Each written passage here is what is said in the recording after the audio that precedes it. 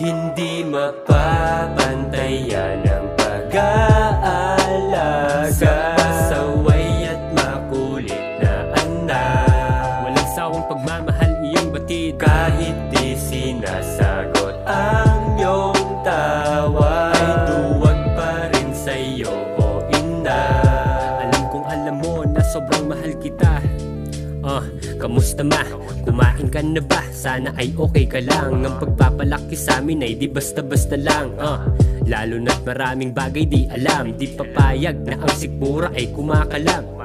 Binubusog ng aruga na siyang naging laman. Pag-aasikaso kahit paladay magsugat. Di iniinda ang sakripisyo kahit bumakat.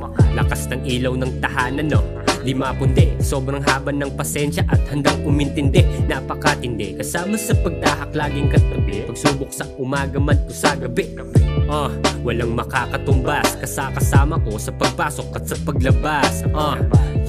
Alam kong di kukupas. Pagmamahal ng ina nagtatagal hanggang wakas. Hindi mapapantayan ang pag-aalaga, pasaway at makulit na anak. Walang sawang pagmamahal iyong batid, Kahit di sinasagot ang iyong tawa, ay duwag pa rin sa'yo o ina.